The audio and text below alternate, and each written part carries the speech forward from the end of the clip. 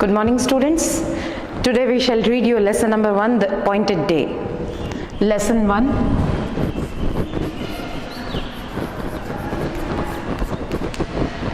The appointed day. निर्धारित दिन. मैं आपको बता दूं, ये जवाहरलाल नेहरू का लिखा हुआ भाषण है, स्पीच है उनकी, जो उन्होंने दिया था 15 अगस्त 1947 को, जिस दिन हमारा देश आज़ाद हुआ था।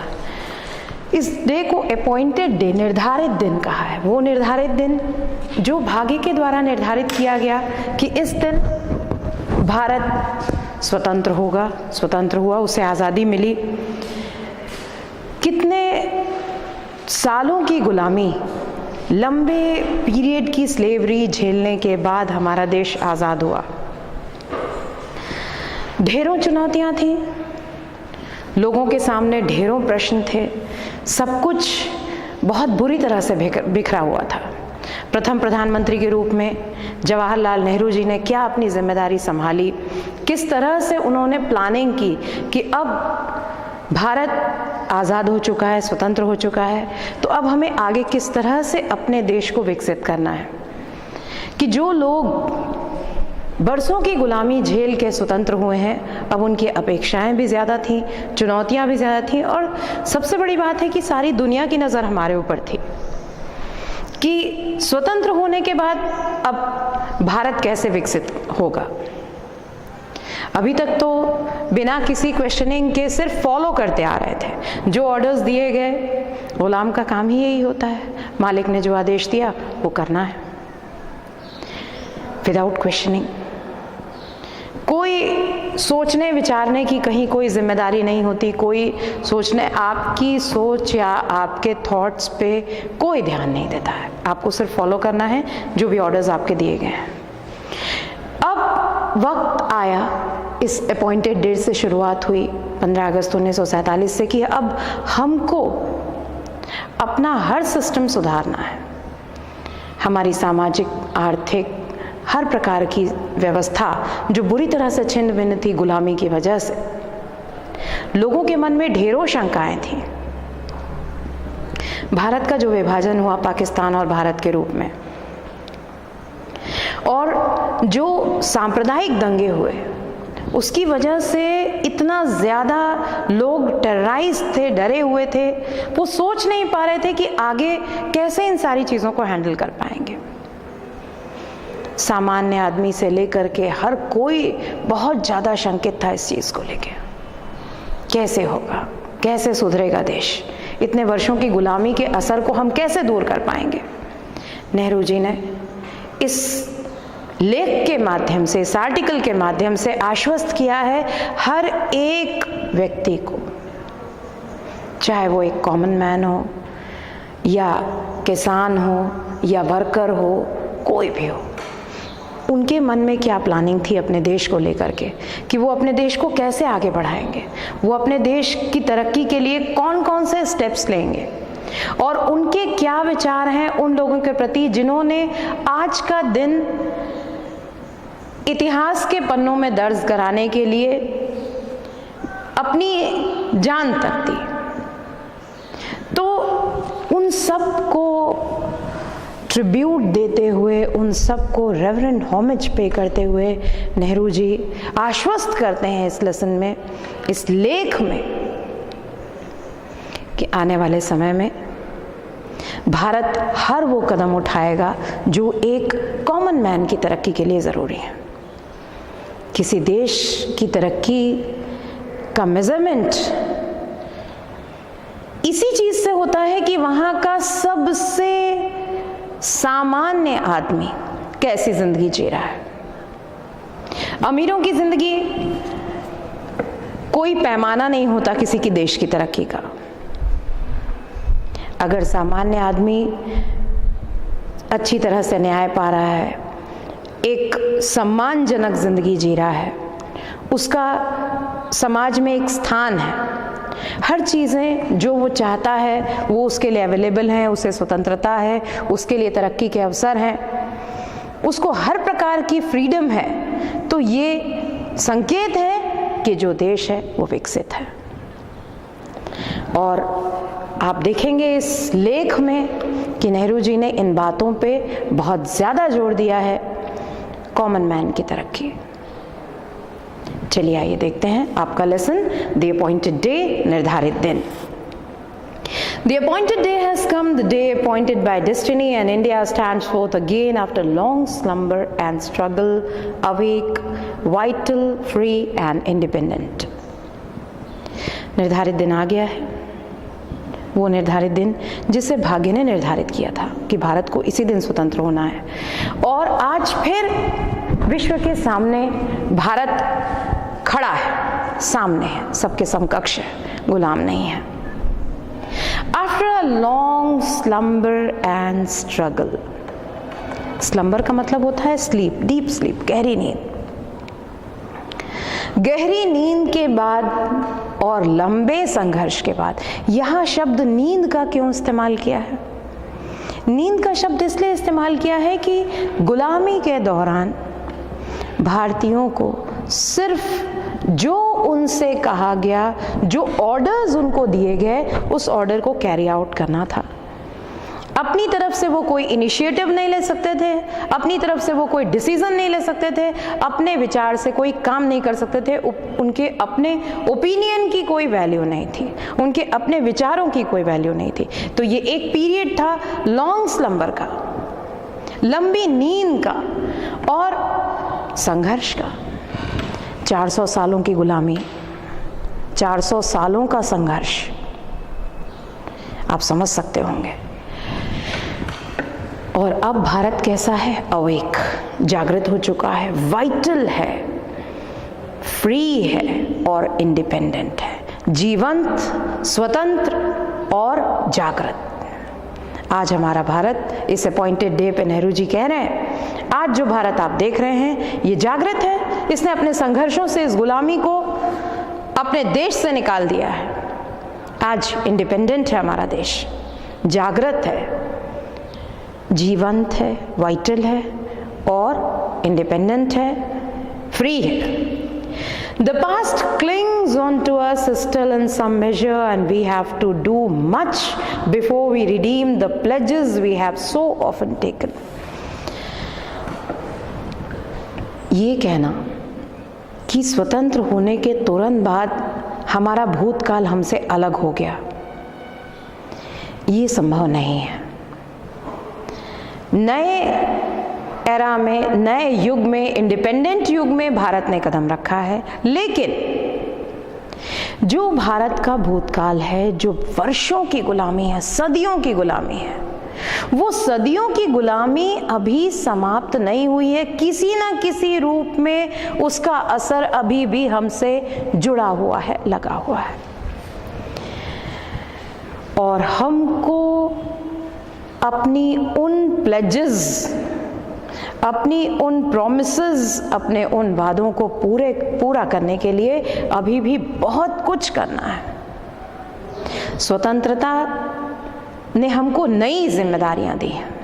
अभी तक ब्रिटिशर्स या मुस्लिम्स या जो भी हमारे शासक रहे, हम उनको सिर्फ फॉलो करते थे।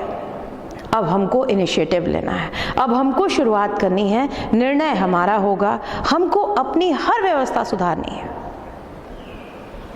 तो जो चीज़ें एक परेशानी के रूप में, एक समस्या के रूप में, एक तकलीफ के रूप में हमारे साथ लगी हुई हैं, जुड़ी हुई हैं, उन सब को हमको धीरे धीरे अलग करना है और अपने देश को पूरी तरह से जैसा हम चाहते हैं, एक आदर्श देश के रूप में विकसित करना है। Yet the turning point is past. फिर भी जो टर्निंग पॉइंट है वो पास्ट है, भूतकाल है, बदल चुका है। And history begins undue for us. और हमारे लिए जो इतिहास अब बनेगा वो नए सिरे से बनेगा। जो काम हम करेंगे स्वतंत्र भारत के स्वतंत्र नागरिक के रूप में, ये बनेगा इतिहास हमारी आने वाली पीढ़ी के लिए। The history which we shall live and act and others will write about. हम जो भी कुछ करेंगे, जो भी हमारे एक्शंस होंगे, जो भी हमारे कार्य होंगे, जैसी जिंदगी हम जिएंगे, ये इतिहास बनेगी और आने वाली पीढ़ी इसके ऊपर में लिखेगी, इतिहास लिखा जाएगा। भारत 15 अगस्त 1947 को स्वतंत्र हुआ। उसके बाद ये लोग हुए, इन्होंने इस तरह का काम किया और इन्होंने देश को आगे बढ़ाया। तो एक कितनी बड़ी जिम्मेदारी लेके स्वतंत्र भारत के नागरिक सभी लोग शामिल हैं उसमें, चाहे वो राजनेता हों, चाहे वो अधिकारी हों, चाहे वो सामान्य नागरिक हो, चाहे वो किसान हो, मजदूर हो या कोई भी, हर आदमी औरत हिस्सा बनेगा इतिहास का, जो इतिहास लिखा जाएगा इस स्वतंत्रता के बाद के विकास का। कैसे हुआ विकास, कैसे हमारा भारत इतना इंडिपेंडेंट हुआ। इंडिपेंडेंस अपने आप में एक बहुत बड़ी जिम्मेदारी है। आपके स्वतंत्र होने के बाद आपने अपने मर्जी से कौन से एक्शन लिए। जब तक आप गुलाम थे, आपके सामने एक मजबूरी थी, एक हेल्पलेसनेस थी। लेकिन जब आप ही सब कुछ हो और उसके बाद अगर आप काम नहीं कर पा रहे हो, तो आने वाली पीढ़ी कभी आपको माफ नहीं करेगी। It is a fateful moment for us in India, Asia and for the world। ये बहुत ही फेटफुल, निर्णायक समय है भारत के लिए, एशिया के लिए और सारी दुनिया के लिए। A new star rises, एक नए सितारे का उदय हो रहा है। हम किस नए सितारे की बात कर रहे हैं? हम स्वतंत्र भारत की बात कर रहे हैं, जो एक स्टार के रूप में राइज कर रहा है। The star of freedom in the east। ये जो स्टार ऑफ फ्रीडम है, स्वतंत्रता, पूर्व के देशों की स्वतंत्रता, इसकी बात हम कर रहे हैं। A new hope comes into being, एक नई उम्मीद जागृत हो रही है, एक नई आशा जागृत हो रही है। A vision long cherished materializes, एक लंबे समय से नर्चर किया हुआ, देखा हुआ, चेरिश किया हुआ स्वप्न या सपना, it becomes a fact now. Materialise हो रहा है, पूरा हो रहा है, आप हिंदी में बोलें तो साकार हो रहा है। May the star never set and that hope never be betrayed। उम्मीद कर रहे हैं जवाहरलाल नेहरू कि ये जो स्टार ऑफ फ्रीडम है, ये जो स्वतंत्र भारत का जो सितारा है, ये कभी भी अस्त ना हो, कभी भी सेट ना हो।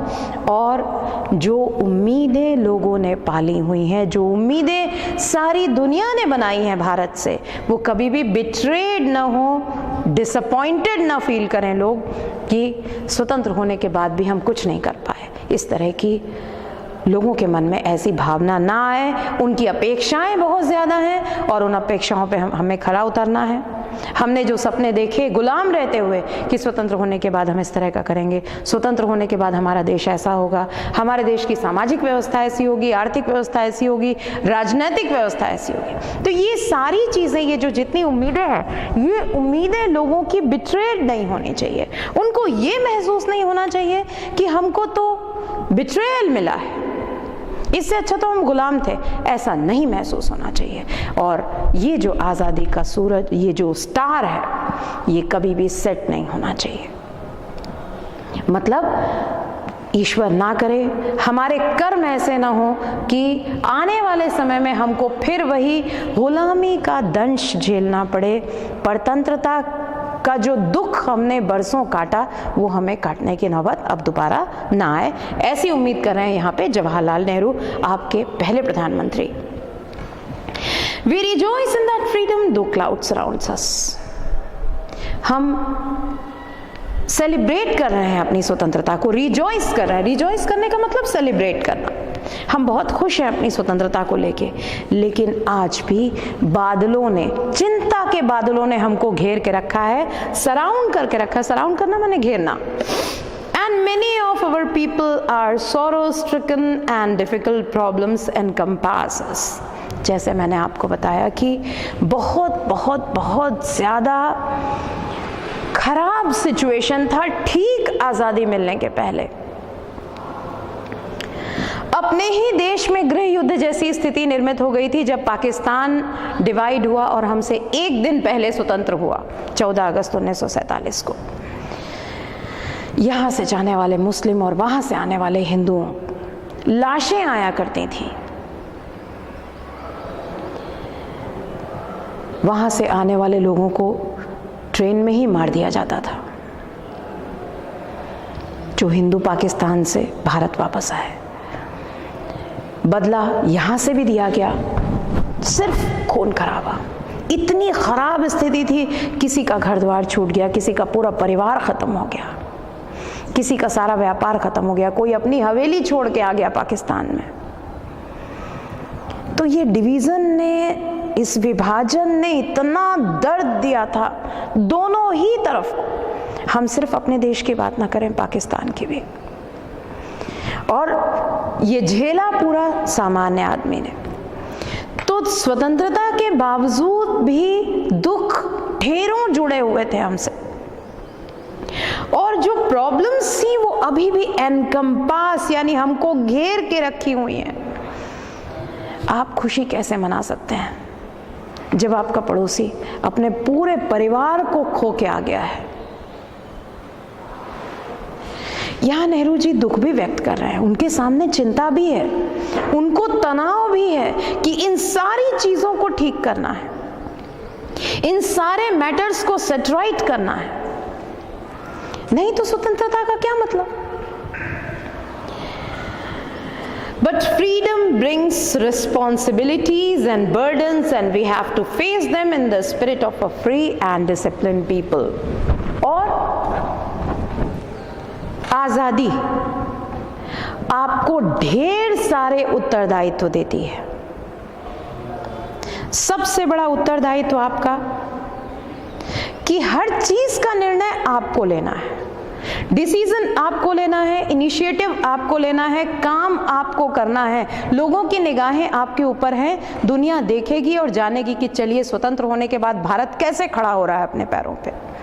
तो सिर्फ फ्रीडम मिलना, उस पे बहुत ज्यादा खुशी मनाना, ये सिर्फ खुशी मना के हम अपने कर्तव्य से विमुख नहीं हो सकते। हमको अब वक्त है रिस्पॉन्सिबिलिटीज को फेस करने का, उत्तरदायित्व को निभाने का। बर्डन्स है हमारे ऊपर, बोझ है हमारे ऊपर, और उन बोझ को हम अनदेखा नहीं कर सकते। हमको बहुत खुशी से, पूरे उत्साह से, पूरी हिम्मत से हमको वो सारी रिस्पॉन्सिबिलिटीज को, उन सारे उत्तरदायित्वों को शोल्डर करना है, अपने कंधों पे उठाना है। और उसके लिए हमको बनना पड़ेगा बहुत बहुत बहुत ज्यादा अनुशासित। आप स्वतंत्र हैं परंतु अनुशासित हैं। आपकी स्वतंत्रता इस तरह की नहीं होनी चाहिए कि आप कुछ भी करने के लिए स्वतंत्र हैं। आपकी स्वतंत्रता अनुशासन के दायरे में होनी चाहिए। डिसिप्लिन्ड पीपल होके आप अपनी फ्रीडम को एंजॉय कीजिए, जो सही तरीका है। On this day, our first thoughts go to the architect of this freedom, the father of our nation, who, embodying the old spirit of India, held aloft the torch of freedom and lighted up the darkness that surrounded us. आज के दिन नेहरू जी आगे कह रहे हैं, हमारा पहला विचार सबसे पहले हम याद करेंगे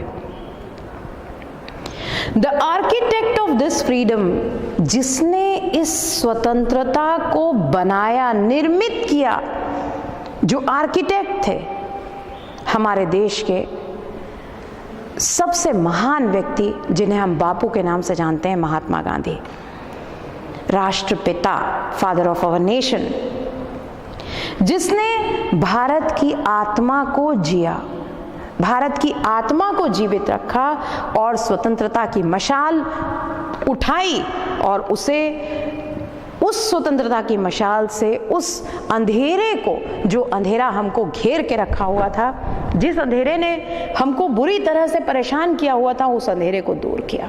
जो गुलामी का अंधेरा था उसको दूर करने में, इस स्वतंत्रता को बनाने में, निर्मित करने में, इसकी प्लानिंग करने में जो सबसे महान व्यक्ति का योगदान था वो थे हमारे राष्ट्रपिता। तो आज सबसे पहले मैं उनको स्मरण करना चाहता हूं, Mahatma Gandhi. We have often been unworthy followers of his। कई बार हम उनके बहुत ही अनवर्दी फॉलोअर हो जाते हैं, अयोग्य अनुयायी हो जाते हैं। हम उन जैसा उन्होंने कहा उनके मैसेज से हम भटक जाते हैं। महात्मा गांधी की बात कई बार हम समझ नहीं पाते और उनके अयोग्य शिष्य हो जाते हैं। And have strayed from his message, strayed, wandered away from, किसी चीज से भटक जाना, पथभ्रष्ट हो जाना। उन्होंने जो संदेश हमको दिया महात्मा गांधी ने, कई बार हम उस रास्ते से ही भटक जाते हैं। But not only we, but succeeding generations will remember this message and bear the imprint in their heart of this great son of India। सिर्फ हम ही नहीं, आने वाली जितनी पीढ़ियां हैं इस भारत के महान पुत्र को हमेशा याद रखेंगी और जो संदेश इन्होंने दिया है वो एक अमिट छाप के रूप में हर भारतीय के दिल में मौजूद रहेगा।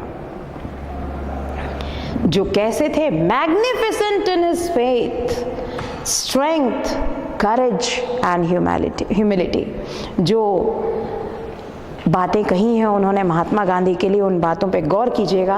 Magnificent in his faith, grand in his faith, अटूट विश्वास की ऐसा करके हम सफल होंगे।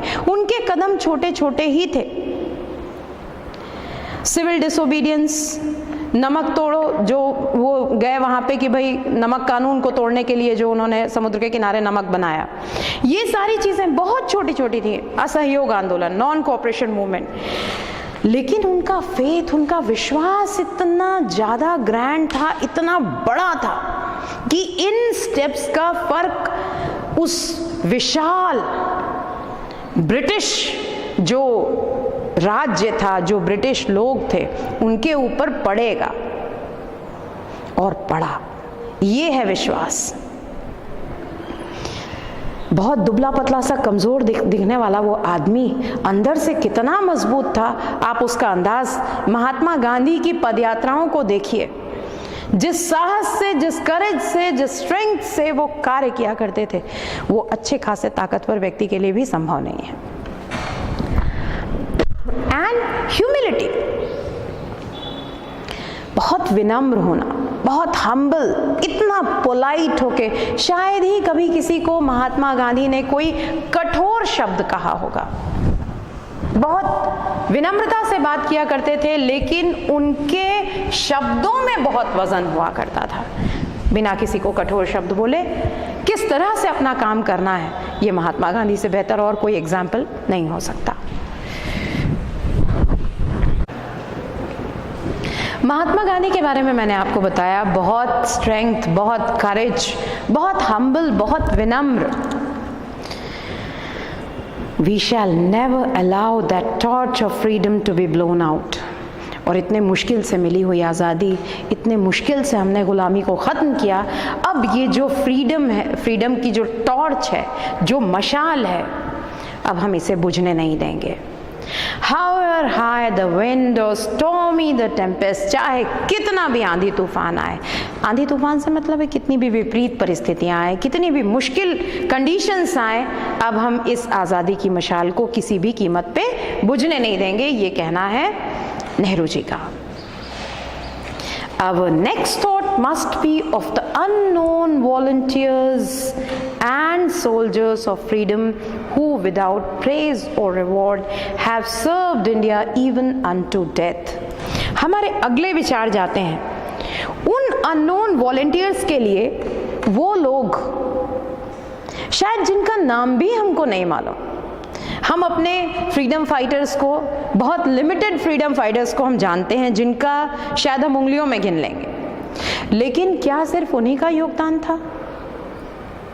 भारत की स्वतंत्रता में ऐसे लाखों लोग थे जिनका नाम ही हमको नहीं पता, जिनके बारे में हम कुछ भी नहीं जान रहे हैं।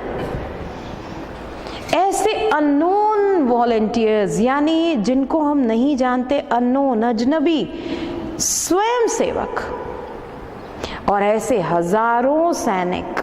हमने लीडर्स के नाम याद रखे जो सेनापति थे, जो आगे बढ़ के लड़े, हमको उनका नाम याद है, लेकिन क्या हमको उनका नाम याद है जो लोग सेना में लड़े, एक गुमनाम अनाम फौजी की तरह से? उन्होंने भी तो सर्व किया देश को, और उन्होंने अंतिम सांस तक अपने देश को सर्व किया। जवाहरलाल नेहरू उनको याद करते हैं और कहते हैं कि कितने ज़्यादा निस्वार्थ भाव से, सेल्फलेसली, बिना किसी प्रशंसा के भूख के, बिना किसी इनाम के भूख के, इन लोगों ने लगातार काम किया और अपने देश को स्वतंत्र कराने में बहुत बड़ी भूमिका निभाई। तो हम आज के दिन उनको भी याद करते हैं, उन अनाम सैनिकों को, स्वयंसेवकों को, जिन्होंने मरते दम तक इस देश की सेवा की। We think also of our brothers and sisters who have been cut off from us by political boundaries and who unhappily cannot share at present in the freedom that has come. अगली जो चीज़ हमें याद आ रही है, अगली बात जो हम याद कर रहे हैं, वो है हमारे भाई बहन जो राजनीतिक सीमाओं के कारण, पॉलिटिकल बाउंड्रीज के कारण हमसे अलग हो गए। हमारे भाई बहन जो पॉलिटिकल बाउंड्रीज के कारण अलग हुए, कौन है ये लोग? वे लोग जो आज पाकिस्तान में हैं। और बड़े दुख की बात है कि आज वो इस आज़ादी के जश्न में शामिल नहीं हो पा रहे हैं, आज वो हमारी खुशी में शामिल नहीं हो पा रहे हैं। जो स्वतंत्रता हमने हासिल की है, उनका भी योगदान है इस देश की स्वतंत्रता में, उन लोगों ने भी अपना योगदान दिया है। नेहरू जी उनके बारे में कहते हैं, दे आर ऑफ अस, वो हमारे लोग हैं, हमारे ही हिस्से के हैं, and will remain of us, वो हमेशा हमारे ही रहेंगे। हम उनको अपने से अलग नहीं मान सकते, वॉट एवर मे हैपन, चाहे कुछ भी हो जाए। पाकिस्तान के लोग हमारे ही बीच के, हमारे ही बीच के रहेंगे, and we shall be sharers in their good and ill fortune alike. यहाँ पे नेहरू जी ने उनको भी सेटिस्फाई करने की कोशिश की है, उनको भी कंसोल करने की कोशिश की है कि हम हमेशा आपके अच्छे बुरे दोनों ही परिस्थितियों में आपके सहभागी रहेंगे। आप ये मत सोचिएगा कि हमसे अलग हो गए तो आप हमसे, आज देश अलग हुआ है, मन अलग नहीं हुआ है, दिल अलग नहीं हुआ है, वो तो एक ही है। आप हमारा हिस्सा थे, हमारा हिस्सा हो और हमारा हिस्सा रहोगे, चाहे कुछ भी हो जाए। आपके अच्छे बुरे सब में हम आपके सहभागी होंगे, आपका साथ देंगे। The future beckons to us, भविष्य हमको बुला रहा है। Whither do we go and what shall be our endeavor? क्या करना चाहिए हमको? भविष्य हमारे सामने है, हमारे हाथ में है, हम जैसा चाहे वैसा बना सकते हैं। और अब हमको क्या करना है, कौन सा रास्ता लेना है, हमारा एंडेवर, हमारा एफर्ट क्या होना चाहिए? हमारा एफर्ट जो नेहरू जी कहना चाहते हैं, to bring freedom and opportunity to the common man, सामान्य आदमी के लिए अपॉर्चुनिटी आए, सामान्य आदमी को मौका मिले, सामान्य आदमी स्वतंत्र होगा तो हम मानेंगे कि देश स्वतंत्र हुआ है। अगर सामान्य व्यक्ति स्वतंत्र नहीं है, इसका मतलब देश में अभी भी स्वतंत्रता का अभाव है।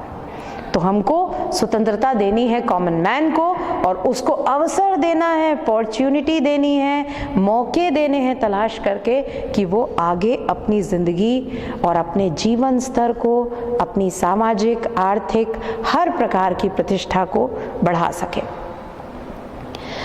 To the peasants and workers of India, common man में किसान, भारत के मजदूर, इनको मिलनी चाहिए आज़ादी, इनको मिलने चाहिए अवसर कि ये तरक्की कर सकें। To build up a prosperous, democratic and progressive nation, और हमको इस बात को ध्यान में रखना है, ऐसा एफर्ट करना है, ऐसा प्रयास करना है कि हम एक समृद्ध, प्रजातांत्रिक और प्रगतिशील देश बना सकें। प्रॉस्पेरस हो, समृद्ध हो, दूसरे देशों पर तरक्की के लिए निर्भर ना हो, प्रजातांत्रिक हो, डेमोक्रेटिक हो और प्रगतिशील हो, कंटिन्यू प्रोग्रेस करने की उसमें एक क्षमता हो, एक ability. And to create social, economic and political institution which will ensure justice and fullness of life to every man and woman. और हमको ऐसे सामाजिक, आर्थिक और राजनैतिक इंस्टीट्यूशंस बनाने हैं जो इंश्योर कर सकें, सुनिश्चित कर सकें कि हर व्यक्ति को मिले न्याय और हर व्यक्ति की जिंदगी पूर्ण हो मतलब उसके जिंदगी में किसी प्रकार की कमी ना हो। किसी एक भी प्रकार की कमी है तो उसका जीवन जो है वो पूर्ण नहीं कहा जा सकता। फुलनेस ऑफ लाइफ, किसी प्रकार की कमी ना हो, कोई लैकिंग ना हो। We have hard work ahead, कहते हैं आगे नेहरू जी कि बहुत सारा कठोर परिश्रम हमारा रास्ता देख रहा है, सामने हमारे ढेर सारा काम है। There is no resting for any one of us till we redeem our pledge in full, till we make all the people of India what destiny intended them to be. कोई आराम करने का स्थान नहीं है। There is no resting, किसी के लिए नहीं, ना मेरे लिए, ना आपके लिए, ना भारत की जनता के लिए, जब तक हम अपनी सारी प्लेजेस, सारे प्रॉमिसेस को रिडीम नहीं कर लेते, फुलफिल नहीं कर लेते, जो भी सपने हमने देखे हैं उसको हम साकार नहीं कर लेते, हमारे लिए विश्राम करने की कोई जगह नहीं है। और हम भारत के लोगों को वो नहीं बना लेते जो डेस्टिनी ने चाहा है, जो भाग्य ने चाहा है कि भारत के लोग इस ऊंचाई तक जाएं, तो भारत के लोगों को उस ऊंचाई तक ले जाने में हमको मदद करनी है, हमको कठिन परिश्रम करना है, अन्यथा लोग हमसे डिसअपॉइंटेड हो जाएंगे, हमसे उनको निराश होना पड़ेगा। We are citizens of a great country, एक महान देश के सिटीजन्स हैं, नागरिक हैं हम, on the verge of bold advance, और हम बिल्कुल थ्रेशोल्ड पे हैं, हम बिल्कुल एज पे हैं, वर्ज पे हैं, किनारे पे हैं, आगे प्रगति है, एडवांस है, आगे हमको ढेर सारी तरक्की करनी है। आज रास्ता खुल गया है, हम आज़ाद हो गए हैं, हम अपने तरीके से अपनी तरक्की कर सकते हैं, तो हमें वैसा करना है। And we have to live up to that standard, उस स्टैंडर्ड, उस स्तर तक आने के लिए हर प्रकार की मेहनत जो भी हमें करनी चाहिए हम करेंगे। All of us, to whatever religion we may belong, चाहे हम किसी भी धर्म के हो, हिंदू हो, मुस्लिम हो, क्रिश्चियन हो, पारसी, सिख, कुछ भी, किसी भी रिलीजन को हम बिलोंग करते हो, are equally the children of India with equal rights, privileges and obligations। हम सभी भारत की संतान हैं, चाहे हम किसी भी रिलीजन के हों, हमारे अधिकार इक्वल हैं, सबको बराबर हक है, किसी खास धर्म को ज़्यादा हक, किसी दूसरे धर्म को कम हक, ऐसा नहीं है हमारे यहाँ। सेक्युलर कंट्री है, धर्म निरपेक्ष, हमारे प्रिविलेजेस भी बराबर हैं, यानी प्रिविलेजेस का मतलब एडवांटेजेस, फायदे, और हमारे ऑब्लिगेशंस भी बराबर हैं, हमारे अधिकार बराबर हैं। तो हमारे कर्तव्य भी बराबर है। पहले हमें कर्तव्य के बारे में सोचना है। जनरली लोगों के मन में अधिकार की बात पहले आती है, ये हमारा अधिकार है। हम ये भूल जाते हैं कि अधिकार से पहले ड्यूटीज को देखा जाए, अपने कर्तव्यों को देखा जाए। कर्तव्य कीजिए, अधिकार तो आपके हैं ही, वो कहीं आपसे नहीं जाने वाले। तो चाहे किसी भी धर्म का हो, किसी भी जाति का हो, किसी भी नस्ल का हो, भारत का नागरिक भारत का ही नागरिक है, भारत माता की ही संतान है, उसके अधिकार कर्तव्य सब कुछ बराबर है, उसमें कहीं कोई परिवर्तन या भेदभाव नहीं हो सकता। We cannot encourage communalism or narrow mindedness। सबसे ज्यादा जो हमारा देश उस समय तकलीफ भुगत रहा था, जो प्रॉब्लम हम फेस कर रहे थे उस समय, वो थी कम्युनलिज्म, जातिवाद, संप्रदायवाद, सांप्रदायिकता। ये हिंदू, ये मुसलमान, ये बातें सबसे ज्यादा उस समय एकदम कहा जाए कि अपने चरम सीमा पे थी। नेहरू जी ने यहाँ एक लाइन में इस बात को काटा है, खारिज किया है। We can not encourage communalism. संप्रदायवाद को, सांप्रदायिकता को, संकीर्णता को हम किसी भी कंडीशन में एनकरेज नहीं करेंगे, प्रोत्साहित नहीं करेंगे, टॉलरेट नहीं करेंगे, बर्दाश्त नहीं करेंगे। क्यों?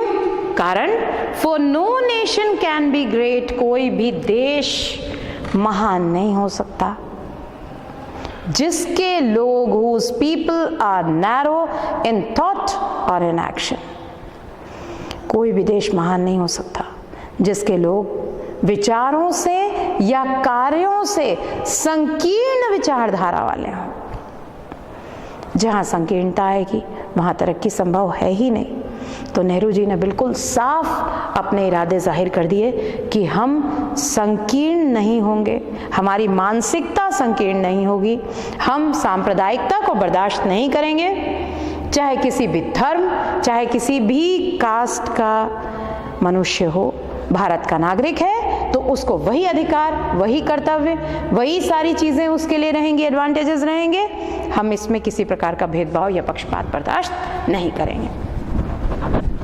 To the nation and people of the world, ये तो उन्होंने अभी तक जो बातें कही वो अपने देश के लिए कहीं, देखिए दुनिया को वो क्या कहना चाह रहे हैं। To the nation and people of the world we send greetings and pledge ourselves to cooperate with them in furthering peace, freedom and democracy.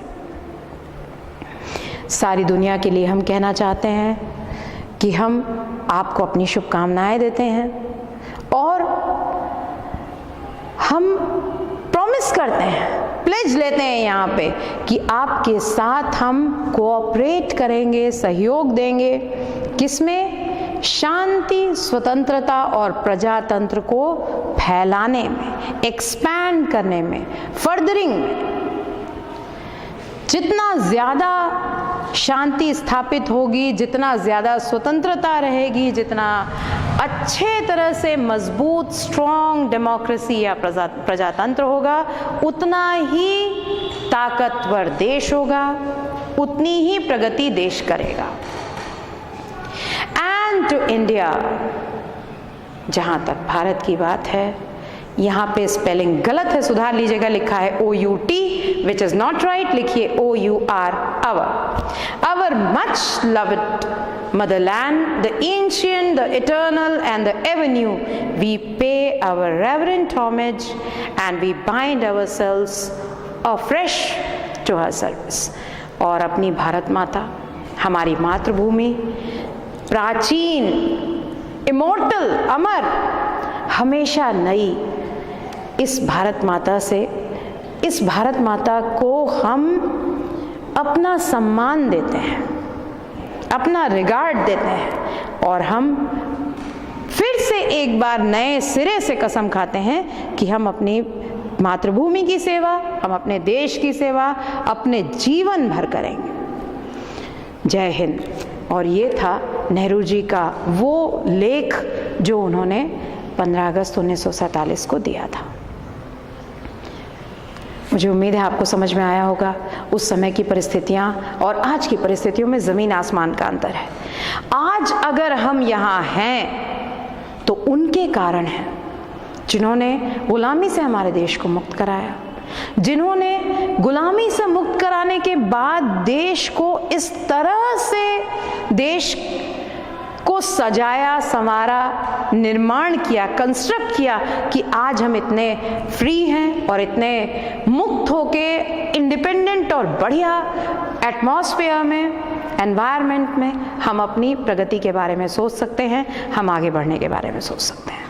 परिस्थितियाँ इतनी आसान नहीं थी, तो हमको उनको सैल्यूट करना चाहिए जिन लोगों ने आज हमें यहाँ तक पहुँचाया। That was your lesson, the appointed day. Now we shall start. Answer the following question in one word. आपको एक शब्द में जवाब देना है।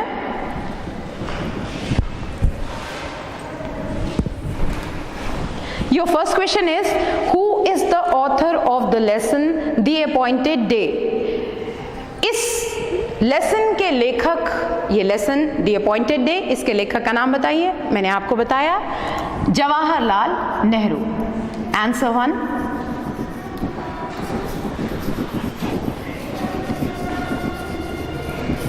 जवाहरलाल नेहरू।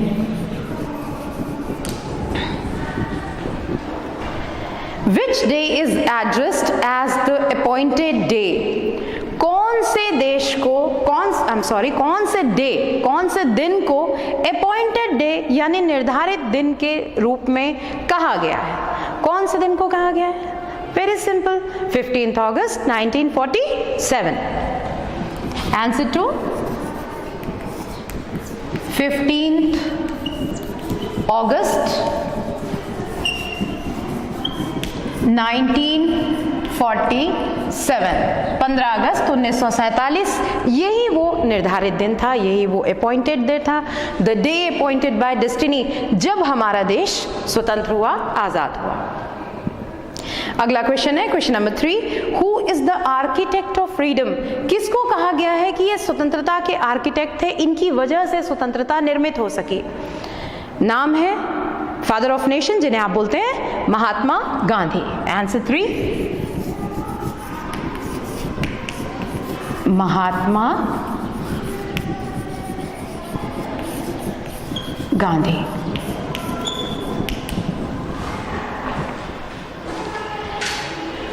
अगला क्वेश्चन है question number 4, what should be discourage? कौन सी ऐसी चीज है जिसको हमें डिस्करेज करना चाहिए? डिस्करेज करना चाहिए यानी हतोत्साहित करना चाहिए। हमको उन चीज़ों को हतोत्साहित करना चाहिए जो हमारे देश को खराब कर सकती हैं, जो हमारे देश की इमेज डाउन कर सकती हैं। और इसमें सबसे बड़ी चीज़ है कम्युनलिज्म। कम्युनलिज्म एक ऐसी चीज़ है, संकीर्णतावाद, जातिवाद। कोई भी देश महान नहीं हो सकता जिसमें कम्युनलिज्म को एनकरेज किया जाता है। Answer 4, communalism.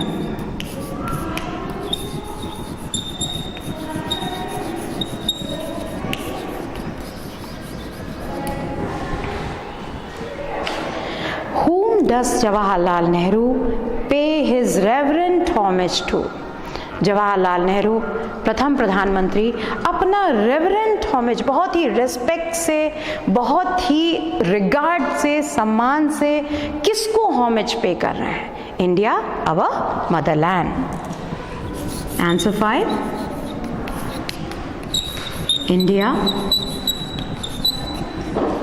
अवर मदरलैंड। अपनी मातृभूमि, अपने देश को बहुत ही सम्मान से नेहरू जी होमेज पे कर रहे हैं। तो ये हो गया answer the following question in one word. इसके बाद answer the following questions in 2 or 3 sentences each. Question 1, what does the author mean by long slumber? I think the period is about to complete. So we'll take the long answers in our next period. Thank you very much.